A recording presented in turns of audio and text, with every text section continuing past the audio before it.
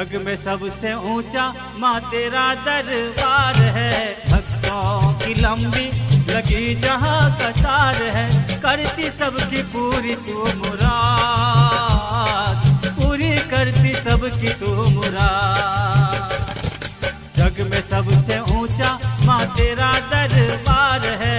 भक्तों की लंबी लगी जहाँ कतार है, करती सबकी पूरी तू मुराद, पूरी करती सबकी तू मुराद।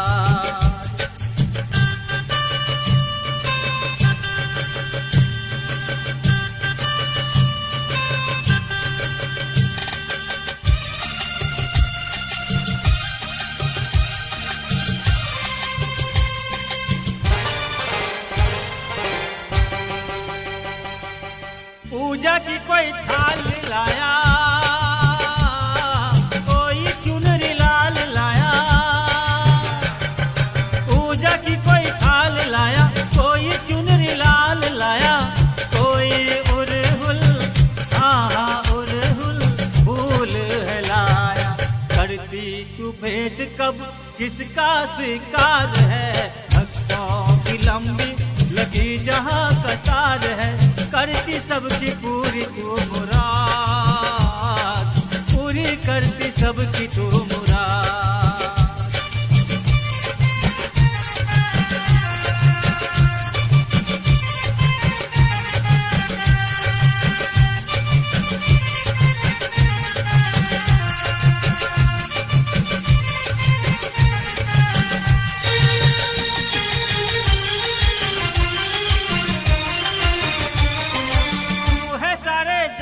माता जग से तेरा है ये नाता, तू है सारे जग की माता, जग से तेरा है ये नाता।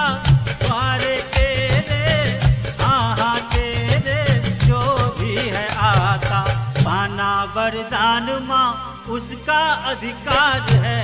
भक्तों की लंबी लगी जहाँ कतार है, करती सबकी पूरी तू मुराद, पूरी करती सबकी तू मुराद।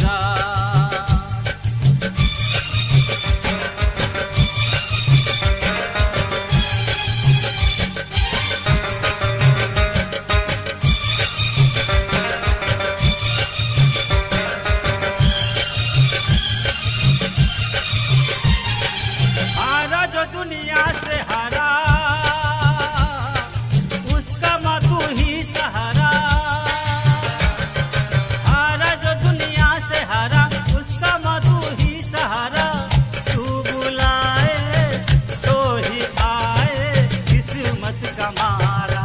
आने को दर पे तेरे संजय तैयार है, आने को दर पे नगंदर तैयार है, करती सबकी पूरी तू मुराद, पूरी करती सबकी तू मुराद, करती सबकी पूरी तू मुराद, पूरी करती सबकी तू मुराद, करती सबकी पूरी तू मुराद।